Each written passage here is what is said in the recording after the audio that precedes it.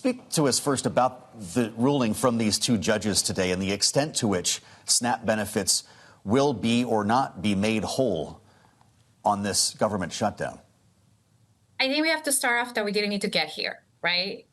You shouldn't need to have to sue the administration to do its job.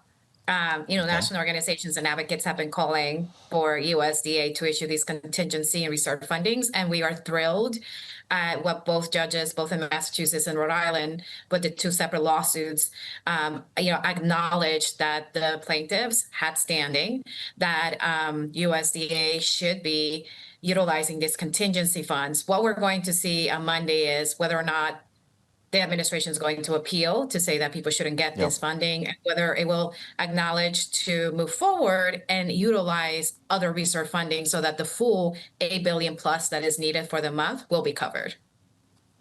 You know, it was interesting to read that Chuck Schumer sat down with Senator Katie Britt, the conservative Republican from the state of Alabama, reminding us that in many cases, red states have some of the largest concentration of SNAP recipients. Were you encouraged to hear about that conversation, and could that be the way out?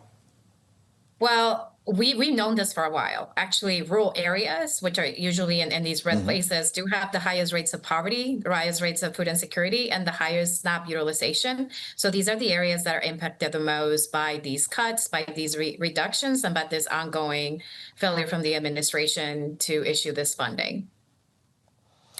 You mentioned the attorneys general who brought this case to restore or fulfill SNAP benefits. It was about 24 states. What happens to the states that did not sue?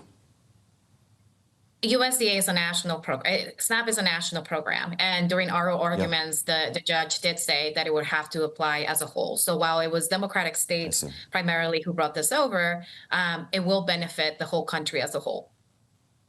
A number of states have, of course, made their own attempts to bridge the gap here. We were speaking with the Congresswoman from Vermont a bit earlier today, where they've got SNAP covered for 15 days, for instance. How well equipped are states to handle this on their own? It's a federal program, right? States can only fill in the gap momentarily, right? SNAP as a whole brings over $100 billion a year to local economies, and states are not responsible for that. They're responsible for the administrative costs. So that's why you see a different approach in different states, depending on their very limited reserves that they have. But I will flag that, hopefully this will be taken care of.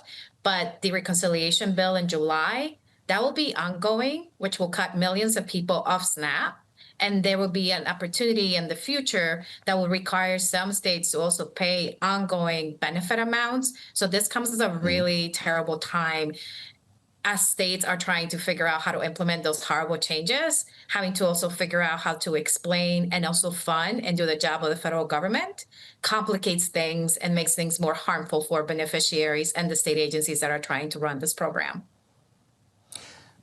Gina, President Trump has been speaking about this quite a bit, and he refers to SNAP as a Democrat program, which we've heard him suggest before. Take a listen to his recent remarks about this. We'll have you respond. All they have to do is say the government is open, and that's the end of it. And, largely, when you talk about SNAP, you're talking about largely Democrats. But I'm president. I want to help everybody. I want to help Democrats and Republicans. But when you're talking about SNAP, if you look, it's largely Democrats. They're hurting their own people. Is that true, Gina? So many things that are wrong with that statement. I'll start with number one, that prior to even the government shutdown, advocates had told, including FRAC, told the U.S. Department of Agriculture about their contingency, about their reserves, how other administrations had acted in the past. This administration has broken with precedent. Like I said, we never had to get to this point. USDA could have acted in the same way. They back-ended a WIC and so on.